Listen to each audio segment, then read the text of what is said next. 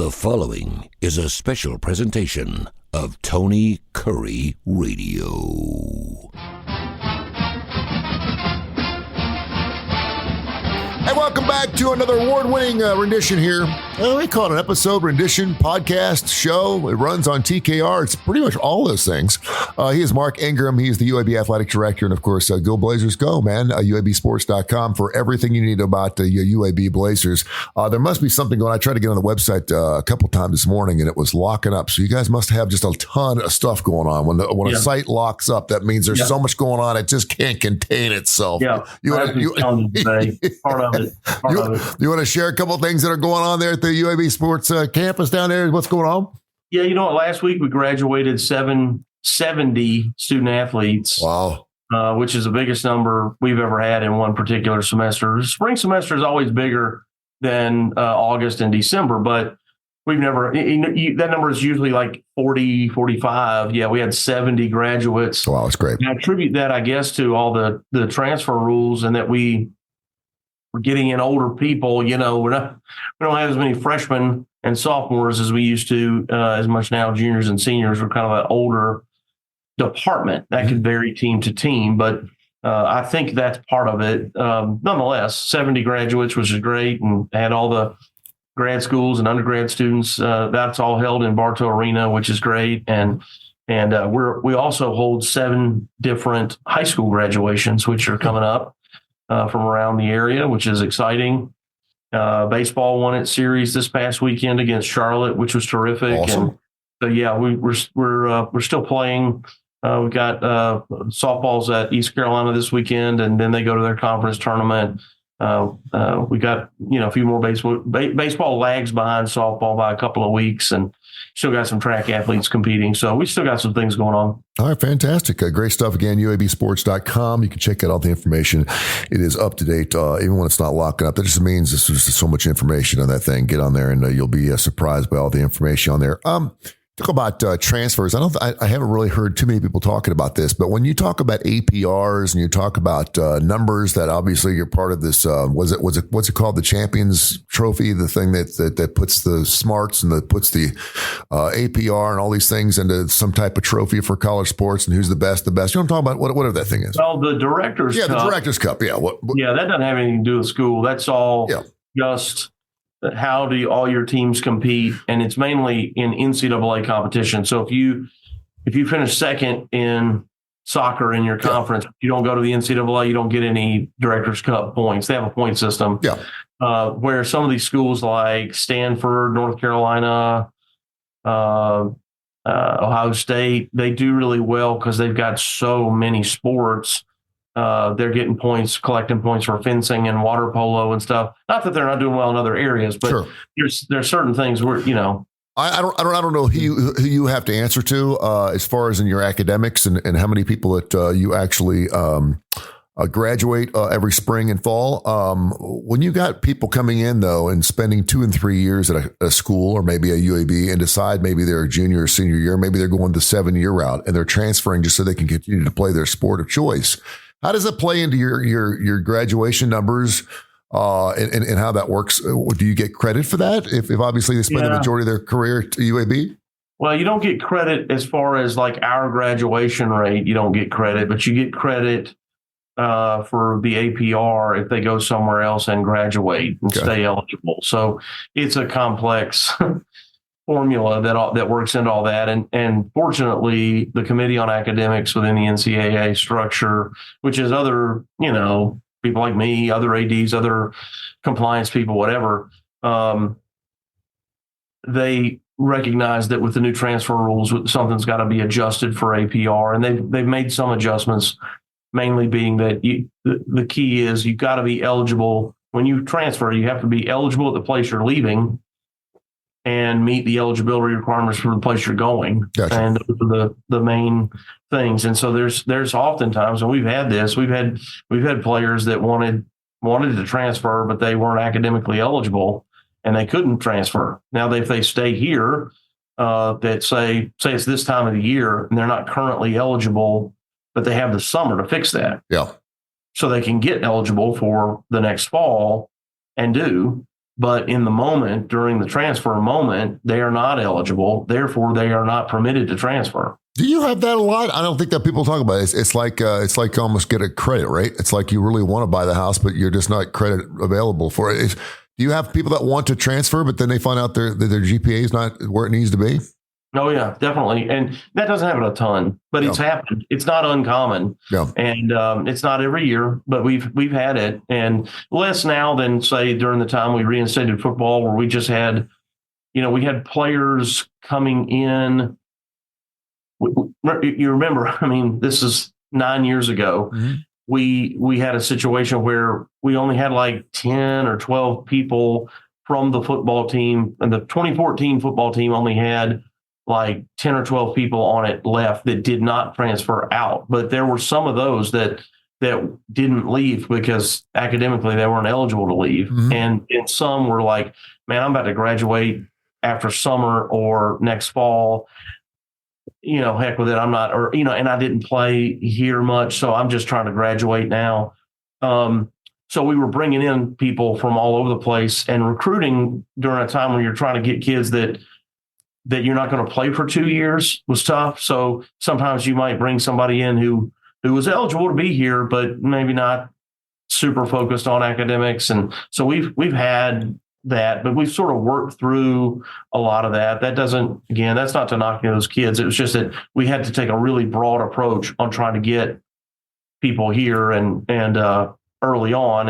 And we've been able to kind of narrow that down to people that you might more traditionally recruit. Yeah, we got some rock and roll trivia coming up here in a few minutes. A couple of I know how much you love classic rock, and I found a couple things that will just blow your socks off. I had to share it to figure out some way to talk about it on the show, because we do every single week. Sometimes we talk about our favorite guitar solos, or last week we did our drafting of our favorite rock and roll band, which is fantastic. We had a lot of people, info@TonyCurreRadio.net, that had responses to a lot of the stuff we put out there. One of the reasons I love having you on, I love having coaches on too. We had Trent Dilfer on, and of course we had Coach Andy Kennedy. He stuck his head in a couple weeks ago. We love X's and O's, and I love all that stuff. Very topical, obviously. If we're 3 or 4 days removed from a game, it's kind of difficult to talk about older games, but you kind of pulled a curtain back on everything that happens in athletic sports. And right now there is just a ton of stuff going on with the NCAA and college, and it's happening really, really fast. And it's happening behind the scenes really, really fast, which makes me feel like any morning I could wake up and get on ESPN.com or UABsports.com and see this huge. I mean, I'm talking. They're calling it. Greg Sankey called it seismic. I mean, we're talking tectonic plate stuff here. This is stuff that's going to be changing the way that college sports look forever. And of course, some people right now may be scratching their head, going, "What are you talking about?" Of course, we're talking about the Power Four conferences, or the Major Four. Trying to figure out some type of way to have a revenue share that they're not sure where the money's going to come from and how it's going to be distributed yet. And this all in lieu of the antitrust lawsuit, which is coming out in 2025. It's all going to be part of some type of mass settlement. So, and because right now, at least the number I saw, $4.2 billion it could cost the NCAA, because you have well over 7,000 athletes are going to be part of this big lawsuit. That's going to be whether we should have gotten paid. It's going to be retroactive, blah, blah, blah, blah, blah. What's going on? Well, you're an athletic director. What shows up on your desk every morning, or what are you hear? What are you hearing? Because you're as close to this as anybody.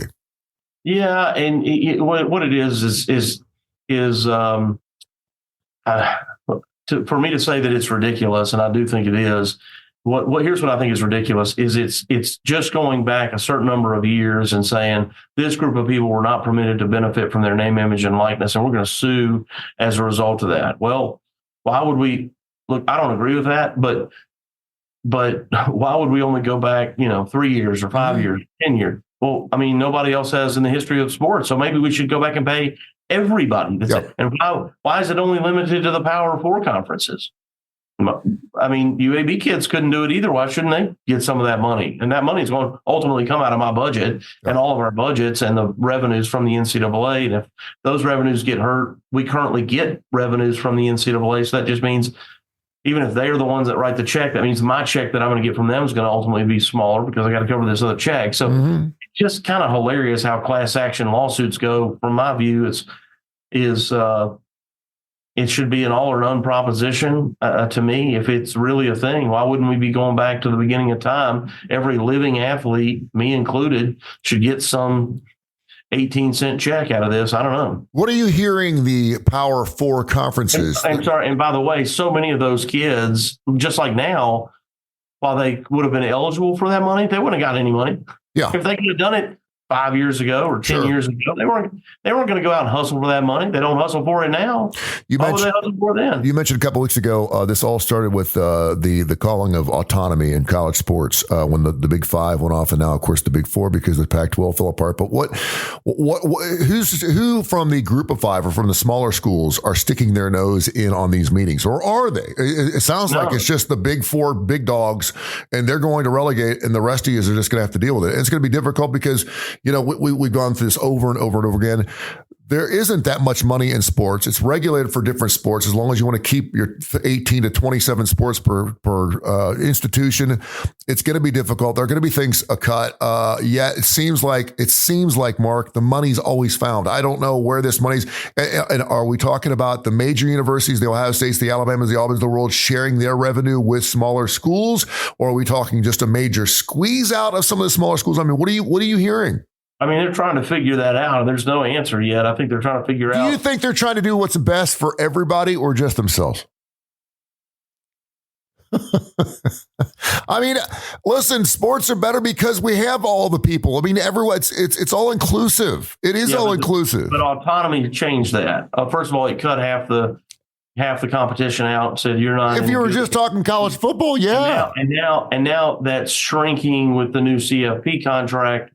Which starts in 2 years, that where the Big Ten and the SEC get more money than even the ACC and the Big 12. So they're even going to separate. The SEC and the Big Ten are going to separate from the ACC. Who the hell picked? I can see the SEC. I can. But who decided the Big Ten was going to be part of this deal? Well, the flaw in it all, Tony, is that if you look at the NFL, when they had a chance back in the 70s to do similar things, like, the LA market is bigger, the Chicago, the Dallas, the, New York City market were bigger than, say, Buffalo, Green Bay, Kansas City. These markets were smaller than those markets. They could have done some sort of tiered thing then, but they did not do that. And the reason they did not do that is that they understood that it was important for Buffalo and Kansas City and Green Bay to be good. And so they made a decision as a collective group, before letting greed get the better of them, that all TV money will be shared the same. And any NFL marketing money will be shared the same once, the expenses are covered to run the league and whatever, the league office and whatever that run the Super Bowl. But then they all get the same. So, but then let's say Green Bay, if their stadium is bigger than Kansas City or has more suites, if Dallas has more suites than Jacksonville, then they can make more money. And Jacksonville can figure out a way to build a different stadium with, more suites, and they can make more money. Or if you sold more merchandise, if Dallas sells more merchandise than, I don't know, the Phoenix Cardinals, then Dallas can make more money from merchandise sales. They have other ways to make more individually in an entrepreneurial way than just TV and marketing, but there's a base foundation of money. We don't do that in college sports, and it's a mistake, in my opinion, that it's like you can't put the toothpaste back in the tube. If we all did nationally, hey, here's Division I college football TV rights, and then we all got the same number, that would create parity, and that's what the NFL sees value in, is parity. That's why the Super Bowl champion is not rewarded with the first pick in the draft. Yeah. They get the last pick in the draft. You won the Super Bowl, what do I get? You get the last pick. Yeah. And it's part of creating parity. It's the money and the draft process to create. So now every single fan base thinks that every year could be their year. This could be our year. We got that quarterback back. He's healthy. And we just drafted that dynamic receiver. And oh my gosh, that defensive end, we traded for him. And wow, look at what we could be. But in college, we let greed get the best of us. And so each conference does their own TV deal.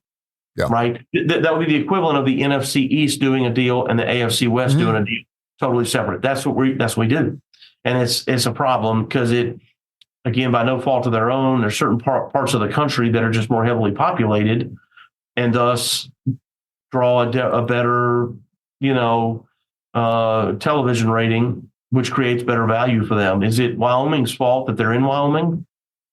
It's not their fault. No. And it's a small population state. They get less money than Rutgers. Something just does not. I'm not sure Rutgers could beat Wyoming. Yeah, something does not smell right here, and it's because things are happening behind closed doors, and no one knows what the hell's going on. And it's moving at an incredibly fast clip. I mean, I didn't know where Greg Sankey was. We might as well do a Where's Waldo right now. I mean, he's showing up in New York and L.A. and he's up in Washington, D.C. And I love Greg. I love Greg Sankey. I think he's fantastic. I think he's the best guy in college football. I really do with college sports. But it does seem like there's a lot of being things, and no one's having a say outside the Big Ten and the SEC. And all of a sudden, it's like next Tuesday we're having a meeting, and ESPN's going to be there. Y'all want to show up? You can. We'll let you know it's 12 noon or Eastern time, and they're going to put out this plan. But it's not a plan to vote on. It's a done plan. It's like this is how it's going to go down. Was that what we're looking at? Yeah. And our commissioner, Mike Oresco, is involved in those conversations. It's done at the commissioner level. And then they kind of disseminate that out to the ADs. Hey, this is what we're hearing. They'll tell you if there's something that's confidential, or if there is something they may not share it. It depends on the nature of the subject, the topic itself. But the commissioners are involved in those. Will any of the smaller schools have any say in what happens in this agreement? No, okay. Not really. That's what I thought. And again, maybe they don't deserve that for the good of college. You just have to hope that for the good of college sports as we know it, that these guys are doing the right things. Because I mean, listen, you have to have the smaller guys in order to have the bigger guys. The big guys to have smaller guys. Because at one point, all these big guys were small guys. At one point, they really were. They really were. Yeah, Tulane used to be in the SEC. Yeah, and, Georgia Tech used to be in the SEC, and that's the thing, man. All of these programs have highs and lows. Alabama, as great as they are, kind of have, sort of mid 90s to early 05-ish whenever Coach Saban was hired, even and including his first year, that in football was a low point for them. Yeah. But they were great, and they had a low point. They're back to great. And, this thing kind of happens. You look at how good Florida was and Steve Spurrier and Urban Meyer, but now they've had a decline. Well, it doesn't mean that they can't be great again. Yeah.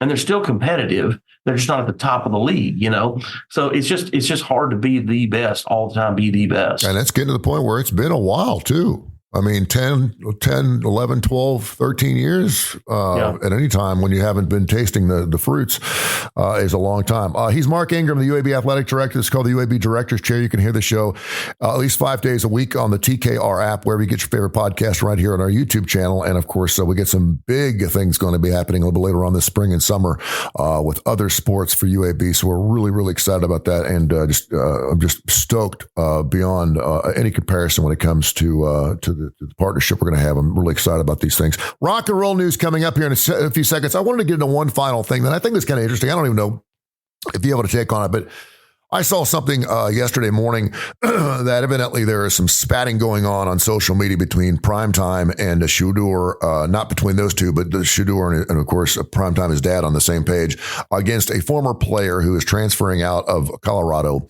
And basically this player has come out and said, listen, Primetime basically just came in and said, listen, you're not going to be here, so it doesn't matter what you're going to do on the football field. So you might as well just pack your stuff up and leave. And he did that with a multitude of players. So they lost like 67 or 68 players or something like that. And that was when he first got there. Yeah. And that was the amazing thing, because all these people transferred, right? They lost like more than half of their football team, and they ended up winning 3 of their first 4 ball games. Now we saw what happened for the rest of the season. It all evened out, right? So it was a great story early in the season. Primetime was on television 24 hours a day. Where is he now? And so during this first offseason with Colorado, some of the former players are coming out saying, listen, he didn't give a squat about us. He didn't say, listen, I have an opportunity here and have a chance. Of course, a lot of people are saying that's sour grapes. This player, I think his name is Davis. He was all conference player in Austin Peay. He was the one that transferred to Colorado. Then once he got there, they said basically they put him in the back room and said, figure it out. You're not going to be here very long anyway. And he's like, dude, what happened? And they're putting it on Primetime. And now I hate social media. I just do.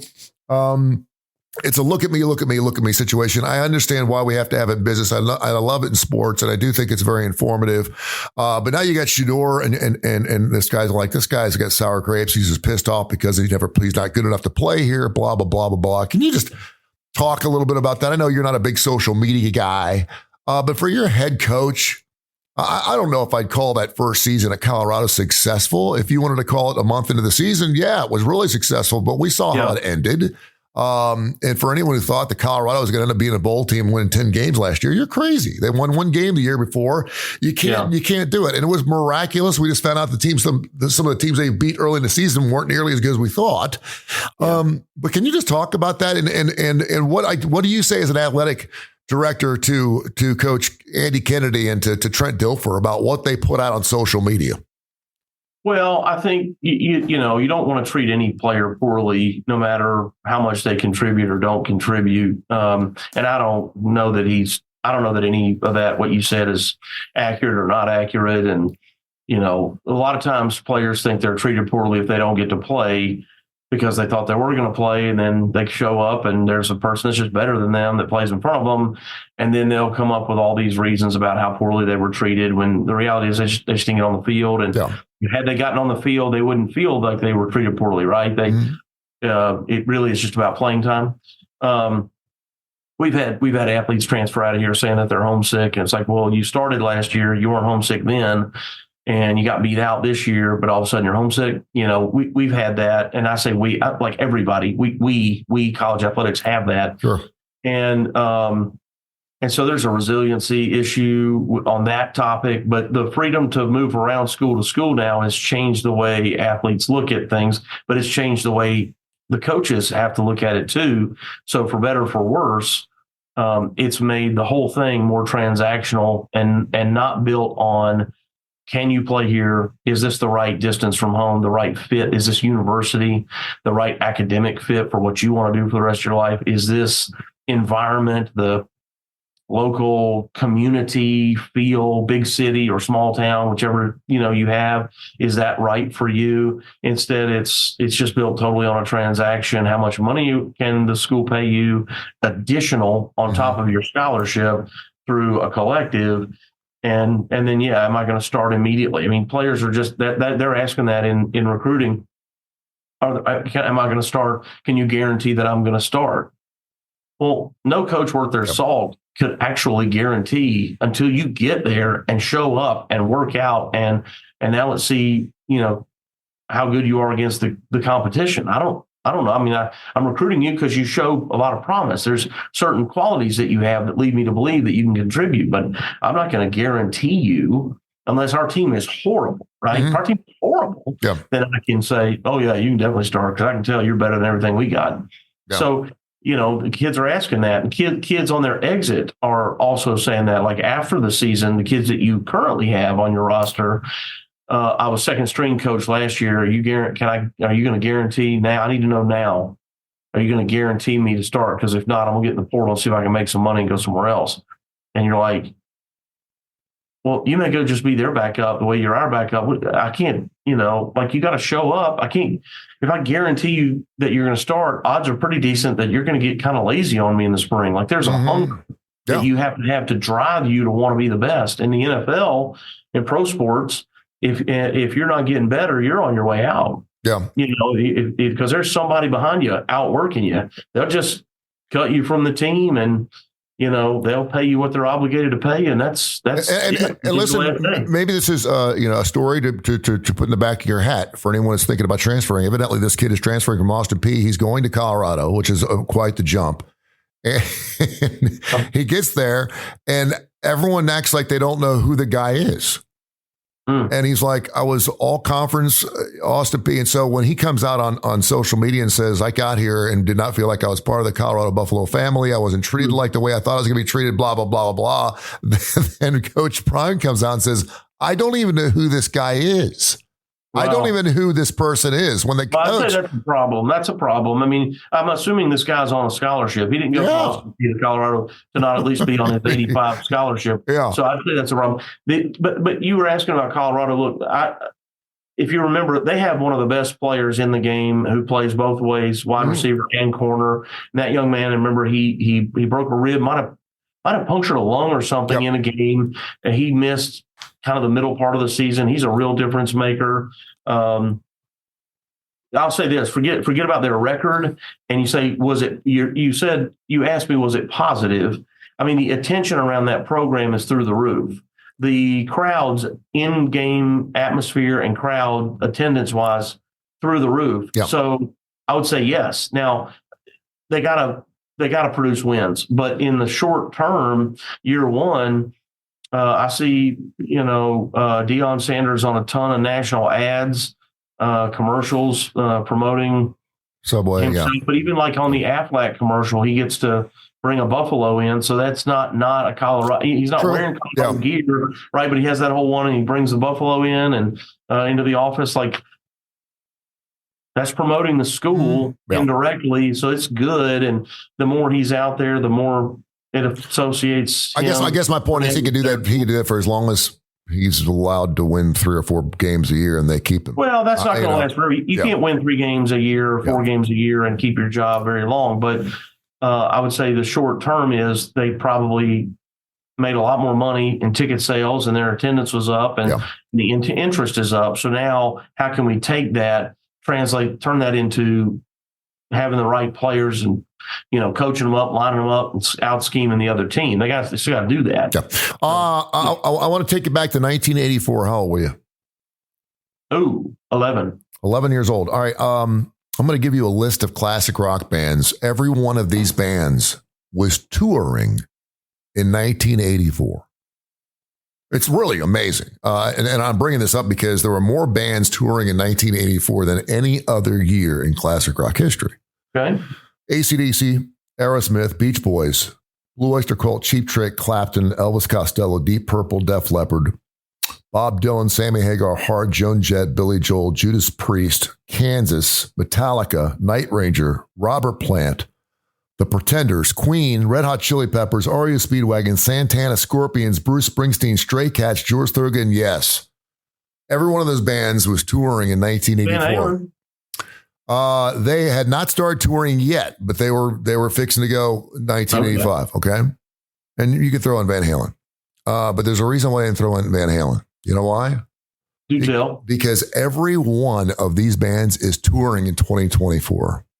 And I knew you were going there because as you were saying that, I was like, I think most of them are still touring. And I wasn't sure of all, but I thought most of them are. Amazing. I mean, Queen is with Adam Lambert, right? But still, I mean, they're Van Halen's not. Van Halen's not, and that's why they're not. They're not. No, Sammy is. Yep. Van Halen, Elvis Costello, Eric Clapton, Bruce Springsteen. I'm looking at this list. I'm going, The Pretenders, Robert Plant, Night Ranger. Night Ranger's playing, by the way, Alpharetta, Georgia, I think, in a couple of weeks. And it's going to take everything I got, not to put my jimbers on and head over there. When we were out at the NIT in Las Vegas a year ago, the NIT championship, Night Ranger was playing at some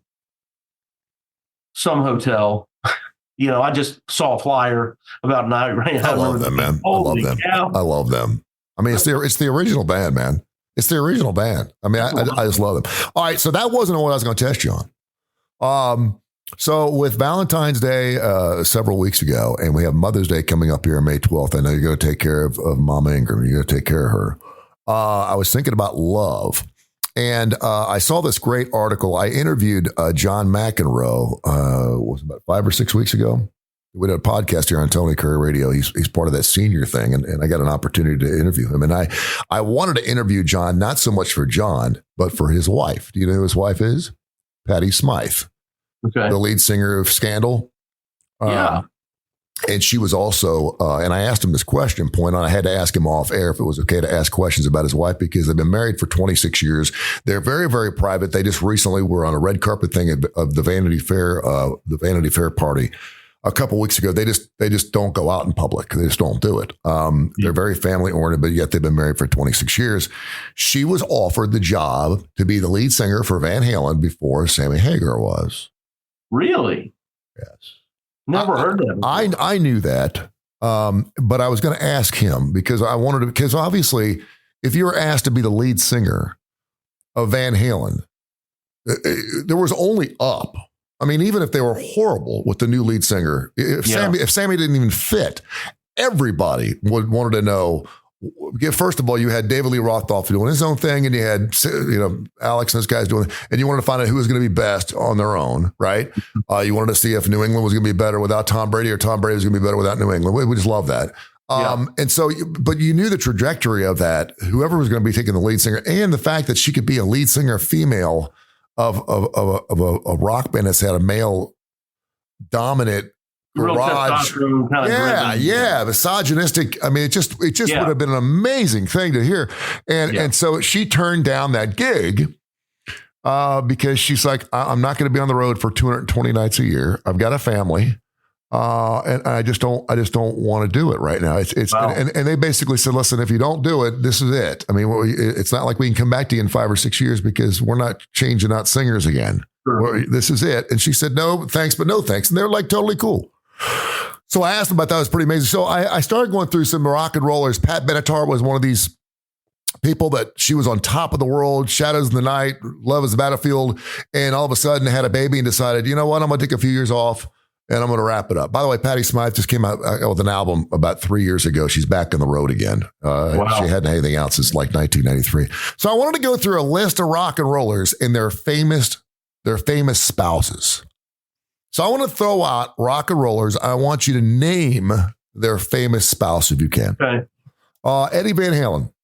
Valerie Bertinelli. Gene Simmons. A lot of people don't know her, but if you saw her picture, you know it. I know who she is. Shannon Tweed. Shannon Tweed, very, very good. Tommy Lee. Pamela Anderson. Pamela Anderson and? Heather Locklear. Yes. Richie Sambora. Didn't he also marry Heather Locklear? Yes. Oh, we mentioned Patty. You're doing good. Patty Smythe and John McEnroe. Greg Allman. I don't know. He was married to Cher for 7 days. I've interviewed Greg Allman about 17,000 times, and every time they're like, "Please do not ask him any questions about Cher." I'm like, "Dude, it's been 50 years. I don't even know." Yeah, that's going out. That's first one. Billy Joel, Christy Brinkley, Paul Simon. I forgot about this one, to be honest with you. So if you don't get this one right.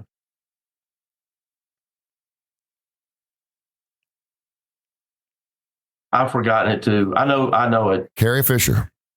Yeah. Of Star Wars. Yeah. Another one. This is one of those like, what in the world? How is it even possible? Neil Young. He's married to her right now.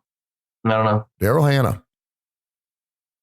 Neil Young is married to Daryl Hannah. That's one of those marriages where you just, and of course I got an opportunity to interview Jackson Brown about a week and a half after she accused him of, she had the black eye and the busted lip and everything. And here's a soft spoken, here come those tears again. You're like, there's no way Jackson Brown can hurt her, right? Yeah. And of course, his way of mode of operandi was like, I'm not saying a word about it. I'm not going to defend myself because it's not true. And I remember interviewing him for like an hour and a half, and he just talked and talked and talked and talked and talked. He didn't tell me anything, but he's like, obviously it's not true.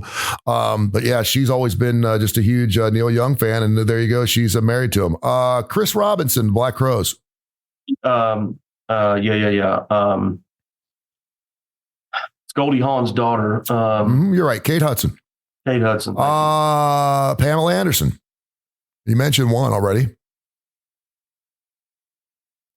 Pamela was with Tommy Lee, and who was the other guy she's with? Yeah, I've forgotten. Kid Rock. I didn't realize they were married. Yeah, they sure were. Keith Urban. Yeah. Nicole Kidman. You're doing very, very well, by the way. Blake Shelton. He's currently with Gwen Stefani, but he was with yes, you're right. That other country singer. I'm blown away that you've drilled this. The final one, John Mellencamp, and I had forgotten about this one as well. The Cougs. John Mellencamp. I've forgotten. Meg Ryan. There you go. Some of your rock and rollers that you knocked that out of the park. I thought you were going with great Mother's Day songs, and what better way to wake up your wife, the mother of your children, than with the song "Mother" by Glenn Danzig.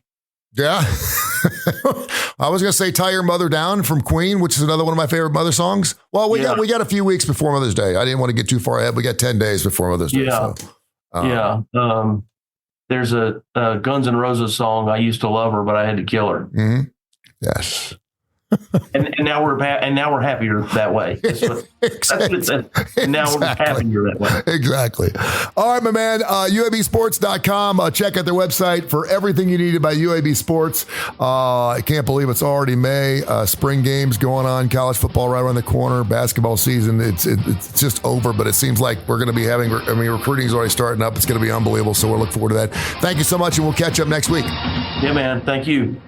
This has been a special presentation of Tony Kurre Radio.